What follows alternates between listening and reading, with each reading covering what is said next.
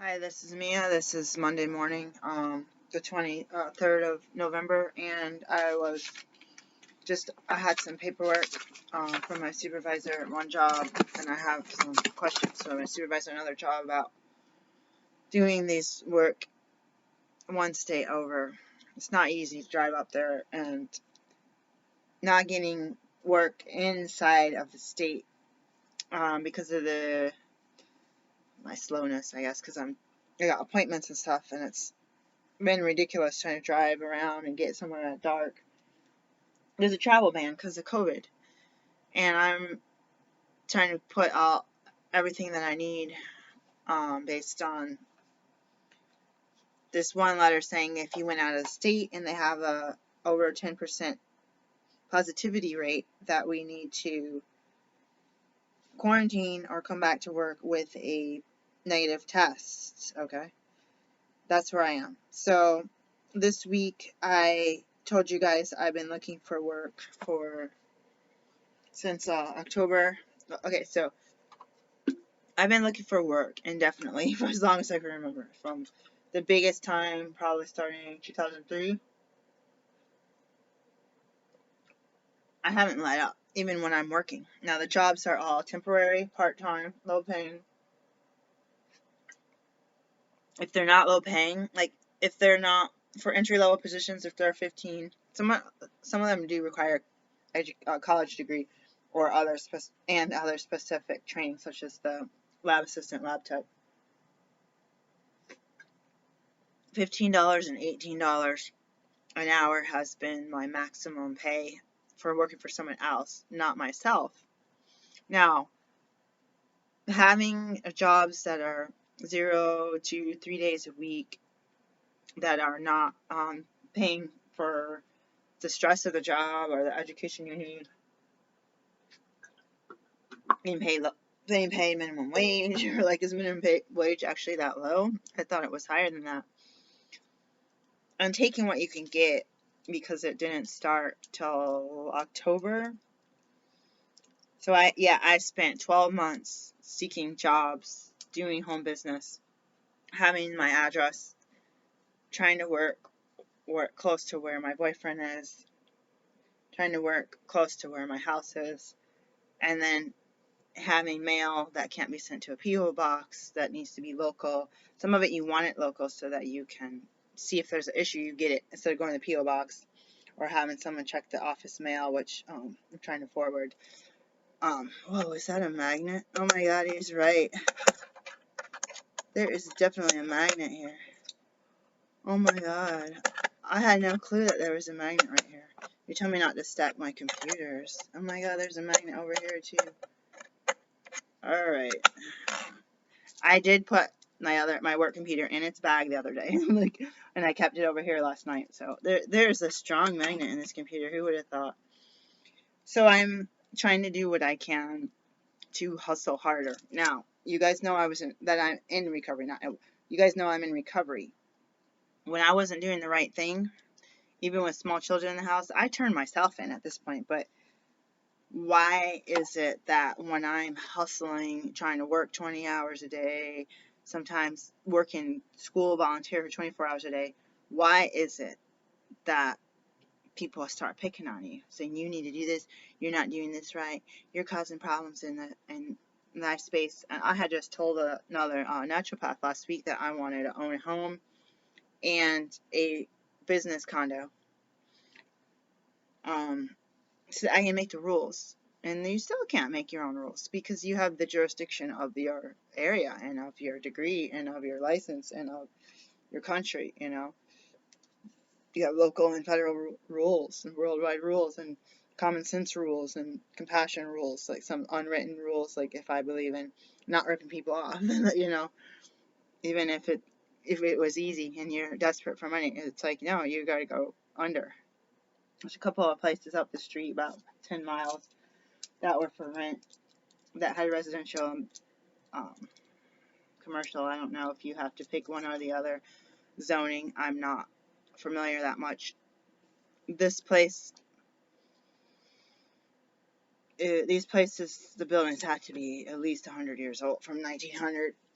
I mean, maybe 1920. I'm pushing it. I'm guessing, or 1,000 years. Oh my God, 100 years old. Gonna go into Europe and get some 1,000-year-old homes. Um, so I've been pretty anxious today, and I didn't get to talk to my counselor. I was gonna go on here because I went a few days without doing my journal. Not my journal, but my trauma timeline. I ended up talking about my kids today. He goes, "Oh, you're happy and bright when you're talking about them. That's a good change from always talking about this trauma," which I had 24 pages approximately of trauma. I keep looking at this thing thinking it's a sticker, and I want to go play with it, see if it unsticks from this bag. I got a bunch of maps. I had where teachers changed my grade. My grade is incorrect, where I'm supposed to have a higher score, where I get all A's in class, 100% attendance, and get a D or D minus. She probably gave me a D minus.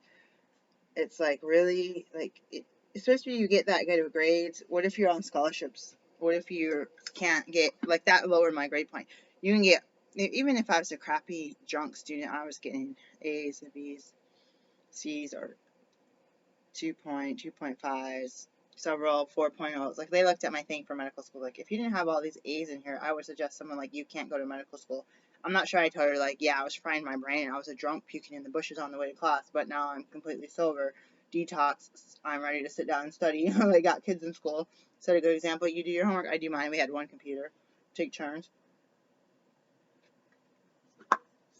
We all had books and paper back then, so they use a computer, I use book and paper, and they do book and paper, I have a computer.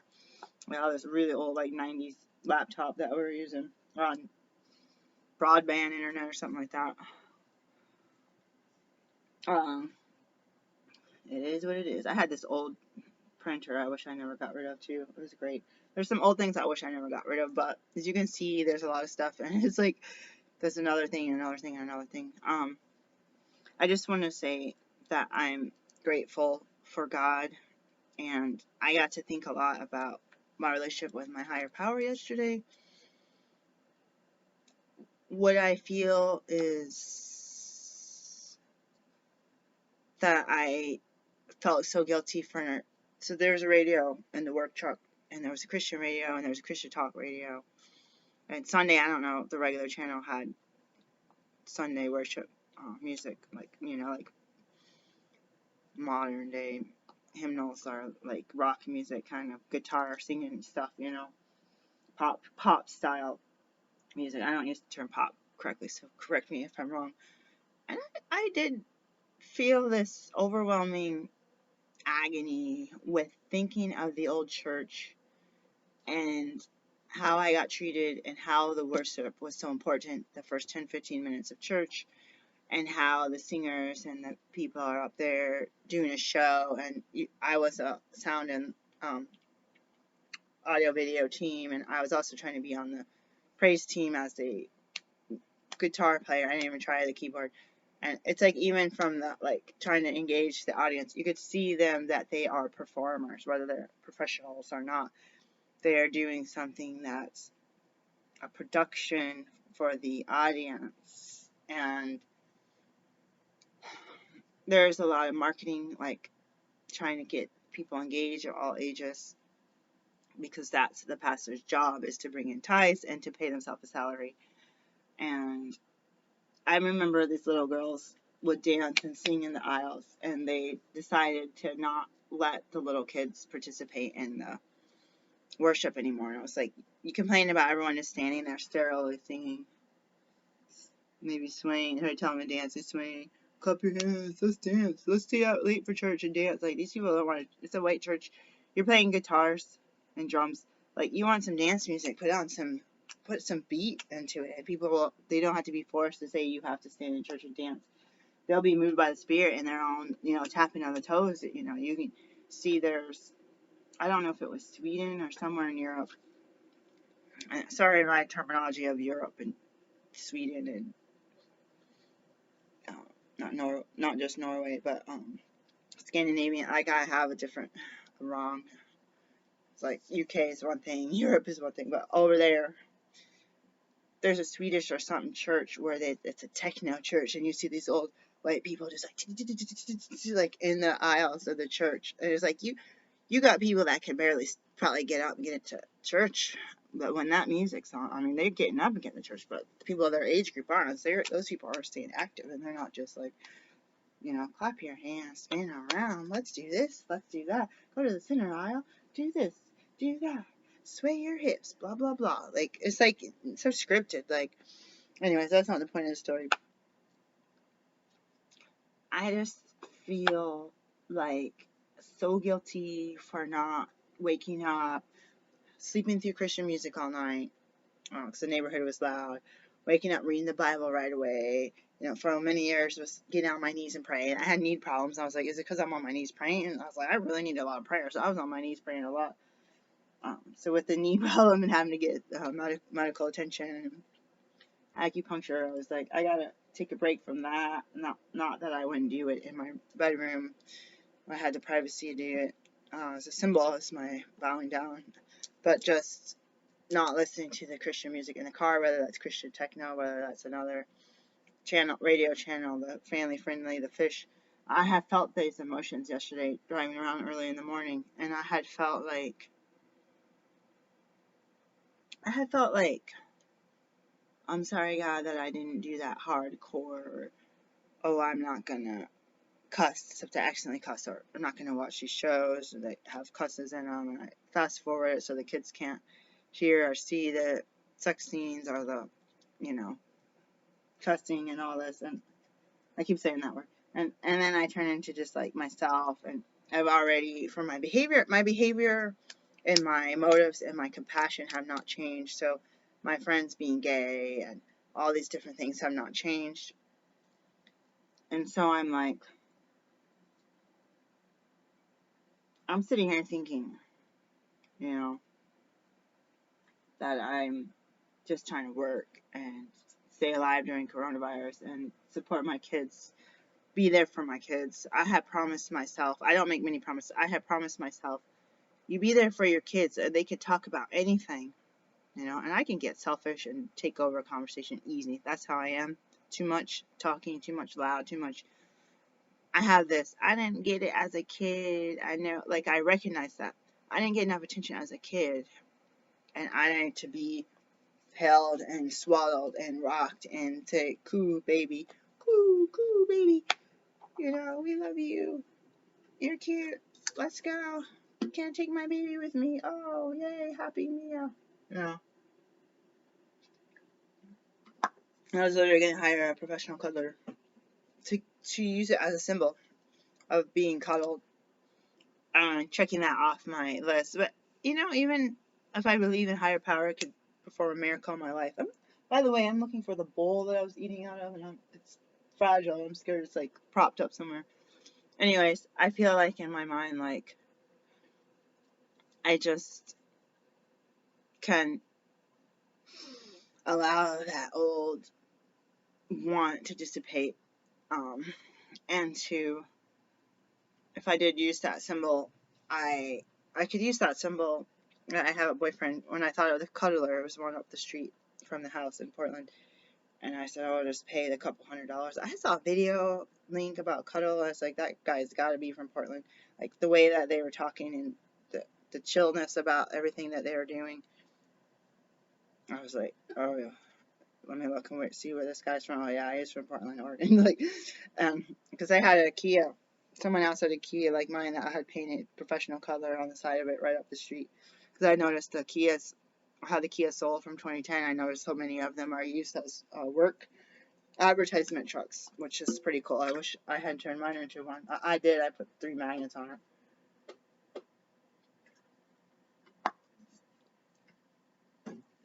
But to just feel like you could do something, you could have a miracle, and if you just still remember, or you deduct, it wasn't like I went all my childhood and say, oh, poor me, I didn't get hugged. But as an adult, I say, why am I a certain way? Why am I so needy? Why am I so clingy? Oh, because I feel like when you have your kid, remember Mandalorian, the baby Yoda, carry them and feed them and discipline and take them along and teach them. And I feel like if there's something missing, you act out as an adult. And it might not necessarily. I was watching this new court show, Christina something, like Hispanic last name, and she was like somewhat compassionate, talking about people acting out, and it's okay. We aren't all perfect, or some people have strengths and others weakness. I liked how she was saying that kind of stuff. And this is my first time. I had just went on because I had got on this Judge Judy thing. It is really hot. I have to turn the heat off. But I'm feeling like what I told my boyfriend about 10 days ago, that all this attacks came in the form of texts and stuff being sent in the middle of the night, and aggravation, and changing the rules of my sublease contract, and all of this stuff that I haven't been able to get support and or don't want to pay for the support needed. And I just feel like I know when my boyfriend's like, when we're together, especially since I'm black and he's white, I feel like he's like, we're gonna have trials, we're gonna have, he doesn't use the word oppositions, but we're gonna have some, attacks, so we have to stay strong. And even thinking like in a spiritual manner, you can have self-doubts, you can have conflicts with self and conflict with loved ones and all this stuff. Excuse me. So that's where I'm today. That's where I am every day. But I had expressed, so he had been saying that, and then I'd forget, and we get in arguments about stupid stuff, and then we were cooped up, and the car wasn't working, we didn't have money, we needed to get back or get counseling for the first time. For me, PTSD stuff, that I had not been getting any counseling. And I ended up, like 10 days ago, saying, oh shoot, like before I say, oh yeah, I don't want to listen to you, you kind of look goofy. I don't, like, my mind will be like stereotyping my boyfriend, you kind of look goofy, so I don't have to believe you, and you make funny facial expressions. Like, I don't have to take you seriously. It's like someone could be dumb as a doorknob, but have a certain look, and people will just like guru bow down. We believe everything you say, and they don't even have to look good, for that matter. They have a certain look or certain affect, or like certain people that appear very wealthy.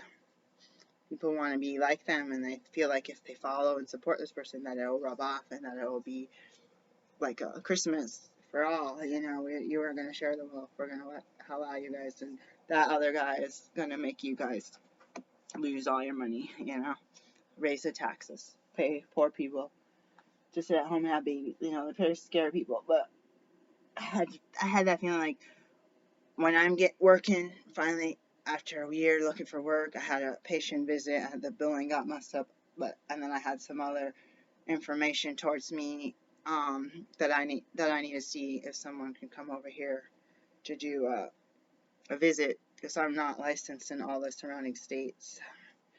So I have 3 licenses. One I haven't seen one patient. One I've only seen one patient. The other one I've literally seen like 10 patients in the past 5-6 years.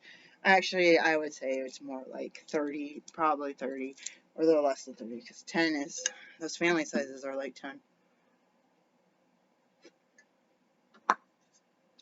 So anyways, this is a tangent. So I feel like when I wasn't behaving, when I wasn't clean and sober back in the olden days, people were just letting us alone. And sometimes you wonder, I'd watch these crime shows, and sometimes you wonder, these people are being so careful when they commit a crime that they keep everything shady. They keep everything secret. They always keep the blinds down. They don't want to, they want to clean up and dress a certain way. I noticed that in church too. It might not have been crime. It might have been crime. But sometimes you see the people that behave wicked and racist. They're the most cleanest house, clean and nice cars, home business, dressed well, clean cut. When some of the people that are poor or they made fun of, then you felt like those people had a pure heart. They were just being themselves. It was like they were okay in their own skin, and they weren't trying to. It's like subconsciously you're trying to protect yourself by bumping up your look and your fake, because then it's like, then they won't really suspect that I'm doing anything wrong because I'm bumping up the thing, and I feel like these people would never learn. I had looked at their Facebooks. There's some wicked stuff on there, and I was like, that's what they publicized for the world to see. Imagine what they're really, and as leaders of a church, imagine the hatred that they really have, that like even more compounded than this, exponentially. So I'm at a place where I have this notary extra class that I'm working on. This says I have my earbuds on when I don't. Google Assistant. I don't know what that is. I really don't. I gotta clean off my phone too. My boyfriend could be home anytime. He's gonna be super tired. It's like I feel like I have to rest, so I'll make sure that I can help him wake up. 15% off my order. Vitacost. I just ordered from them.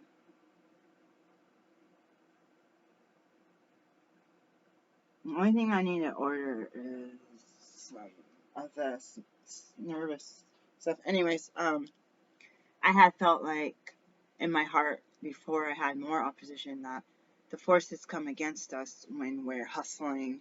We're getting up at freaking 2:30 in the morning to go to work. I'm working those gates and having to kick people out. Someone's like, oh, it's kind of like last call at a bar where you had to kick everybody out and no one wants to leave. I was like, I can hear her words, but I've never been at a last. I don't go to bars. And I've gone to a bar literally like 3 or 4 times total in my life. Okay, probably 10, because I used to go to a bar or drink V8 juice because I knew the bartender and I had little kids and it was a way for me to get out for a couple hours and play some pool. It was Chips Ahoy in Portland, Oregon on Gladstone Street or Gladstone. My friend had worked there and it was a V8 juice. I don't even know if I get like a fizzy water with lemon or something. I don't know if I was into fizzy water back then because I was drinking Geraldstown. It was the first fizzy water. I was like, mineral water sounds snobby. I'm not going to drink it. I was like, oh, wait, I need the minerals because I don't want to take meds, which I have mineral water. It's one of those things, you know, guys, just trying to stay in the middle of the road, pay my rent, pay my taxes, do things officially, not because there's fines, not because you're going to get in trouble, but do the right thing. What if I want to, say I wanted to be a plastics manufacturer, what steps do I take to create the business, to be in compliance, to get the right kind of building, to get the high quality product, and hire employees? What kind of government, federal, state, local, county regulations do I need? And that's the thing there. And there's a really easy way to be ignorant, not on purpose. It's not just like, oh, I don't care, I'm not going to look it up. It's like you spend all your time looking stuff up, and then you do what you can. You see a little article, you see somebody say, oh, by the way, you need blah, blah, blah. Or people are like, oh, how hard is it to get a tax ID number from the government or an EIN? And people are like, oh, I paid $100 to these people. It's like, all you got to do, and all you got to do is get online and do your tax ID during business hours, which is interesting. Let's see. I'm like scared I'm going to be in trouble for something. So I don't care. What is this? Spam. Dang, I get a lot of spams. So in the no call, if you get on the 100% or no call list, does that mean that they can still text you? I think it expires every year. I'm going to take a 10-minute break and I'm going to read. I'm going to push stop for 10 minutes or pause for 10 minutes. I'm going to come back and let you know how I feel because I'm getting all amped up. I always get nervous, or I frequently get nervous that I'm going to be in trouble for something. And it's just what I'm talking about, guys. I couldn't find a job, so I opened up even more companies, trying to spread my company between states, trying to add notary, reinstated my doula, even though all my doula clients have written me off. It was like, it's if I can't depend on someone to hire me for a job, then I need to do something. And then apply for unemployment, apply for grants, apply for funding. I need to apply for, or I need to apply for jobs still. So I'm gonna do that. Let me set this 10-minute timer and see how that goes. And I have the mental alertness by Gaia. I want to see if I can get a hotel rate for this as well.